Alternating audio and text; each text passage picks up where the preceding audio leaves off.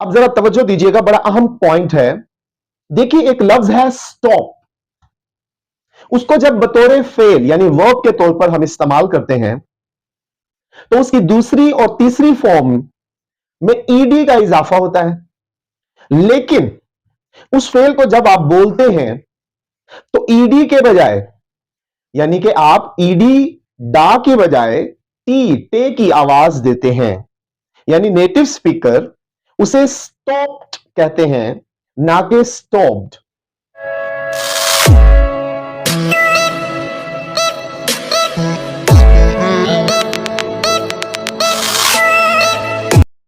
बिस्मिल्लाहिर्रहमानिर्रहीम, सल्लल्लाहु अला मुहम्मदिन सल्लल्लाहु अलैहि वसल्लम।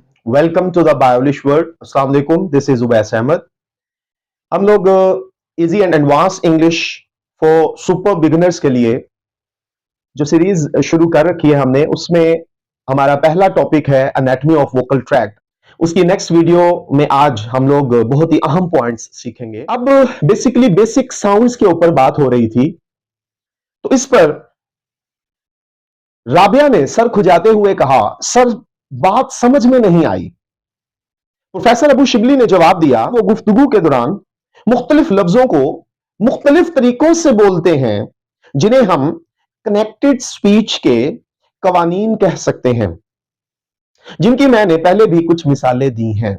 हम कनेक्टेड स्पीच को भी डिस्कस कर चुके हैं। जब तक कोई शख्स जो अंग्रेजी को सेकंड लैंग्वेज के तौर पर सीख रहा है, इन तब्दीलियों से वाकिफ ना हो, वो अच्छी तरह अंग्रेजी को बोल और समझ नहीं सकता। तब बैठे हुए राहत जो थी वो बोली, यानी फिर तो हम अंग्रेजी सीख ही नहीं सकते। ये है सबसे बड़ा इशू। हम कहते हैं कि हम अब अंग्रेजी सीख ही नहीं सकते, हम कोशिश ही नहीं करना चाहते। हम अगर कोशिश करें भी सही तो कुछ टाइम के बाद हम छोड़ देते हैं। प्रोफेसर साहब बोले, मैंने कहा ना, ऐसी कोई बात नहीं। तमाम चीजों को जानने के कुछ असूल होते हैं।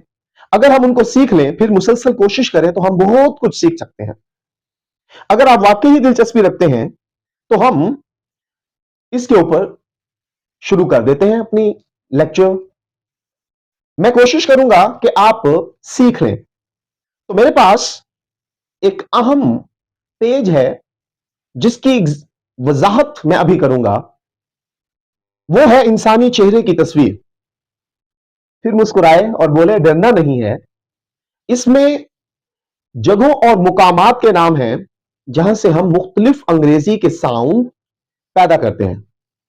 ये दरअसल उन हिस्सों की निशानदेही करते हैं जो हमें बोलने में मदद देते हैं। इनको हम एनाटॉमी ऑफ वोकल ट्रैक्ट कहते हैं। वोकल ट्रैक्ट से मतलब बोले जाने वाले अल्फाज का रास्ता, और एनाटॉमी से मतलब उस रास्ते में आने वाले अज़ा जैसे जुबान, होंठ, दांत वगैरह हैं। देखिए, जब हम सांस लेते हैं तो हम क्या करते हैं? हम मुंह के जरिए हवा को अपने लंग्स में ले जाते हैं। फिर हमारे लंग्स उसको ऊपर की तरफ धकेल देते हैं। यह हवा लंग्स से एक बड़ी नाली, जिसे हम विंड पाइप कहते हैं, से गुजरती हुई ऊपर आती है। गर्दन के ऊपर वाले हिस्से में हवा के निकलने के दो रास्ते हैं, वो है मुंह और नाक। तो बाकी आप अब मुलाहिजा फरमा लीजिए कि इसमें अब हम किन किन चीजों को डिस्कस करेंगे कि वोकल ट्रैक्ट्स हमारे कौन कौन से हैं। अब सबसे पहले एयर फ्लो, एयर स्ट्रीम आती है। यह फेफड़ों से ऊपर आने वाली हवा है जिसे हम तमाम स्पीच साउंड इस्तेमाल करने में इस्तेमाल करते हैं, मतलब तमाम स्पीच साउंड्स को बोलने में इस्तेमाल करते हैं। लंग्स, फेफड़े हमें वो हवा यानी एयर स्ट्रीम देते हैं जो आवाज को पैदा करने में मदद देती है। अक्सर जबानों में स्पीच साउंड्स उस वक्त बनती हैं जब हवा फेफड़ों यानी लंग्स से निकलती है और ऊपर की तरफ आती है। अब आ जाए विंड पाइप या ट्रैकिया। यह वो नाली है जो हवा को फेफड़ों से लैरिंक्स तक लाती है। लैरिंक्स एक ऐसा बॉक्स है जो विंड पाइप के ऊपर रखा होता है यहां पर, और हवा को ट्रैकिया और ओरल कैविटी के दरमियान कंट्रोल करता है। यह एडम्स एप्पल के पीछे होता है। यहां पर गर्दन में जो निकला हुआ हिस्सा है उसे एडम्स एप्पल कहते हैं। इसके अंदर वोकल कॉर्ड्स होते हैं। वोकल कॉर्ड्स क्या हैं? बारीक सी झिल्लियां हैं, मस्कुलर फ्लैप्स, जो दरवाजे के दो पुल्लों की तरह खोली या बंद की जा सकती हैं। ये ट्रैकिया में ऊपर आने वाली हवा को रोकती या गुजरने देती है। ग्लोटिस उस खला को कहते हैं जो वोकल कॉर्ड्स के खोलने के नतीजे में पैदा होती है। ऐसी स्पीच साउंड्स जो वोकल कॉर्ड्स के खुलने के नतीजे में पैदा होती है उनको वॉइसलेस साउंड्स कहते हैं। और जब इन कॉर्ड्स के दोनों पले बंद हों और हवा उनको खोलती है, उनमें एक इर्तियाश सी पैदा होती है। उस इर्तियाश के नतीजे में पैदा होने वाली आवाजों को हम वॉइस्ड साउंड्स कहते हैं। अब आ जाए फेरिंग्स पे। लेरिंग्स से लेकर यूव्युला कव्वा जो हमारे हलक में होता है, तमाम थ्रोट को फेरिंग्स कहते हैं। इसकी अंदरूनी दीवार टंग रूट है। इसकी लंबाई का आवाज की इकसाम पर बहुत असर होता है। वेलम या सॉफ्ट पैलेट, वेलम मुख्तलिफ मसल्स का मजमुआ है। इसका आखिरी सर यूव्युला है, वो कव्वा। अगर मुंह को पूरा खोला जाए तो यह नजर आता है हलक में। अगर यूव्युला को ऊपर कर लिया जाए तो यह उस सुराख को जो हवा को नाक में ले जाती है बंद कर देता है, और हवा इस तरह नाक से खारिज नहीं होती। वेलम का तालू की तरफ का हिस्सा कुछ आवाजें निकालने में अहम किरदार अदा करता है। हार्ड पैलेट, यह मुंह का ऊपर वाला हिस्सा है जिसे तालू रूफ ऑफ माउथ कहते हैं।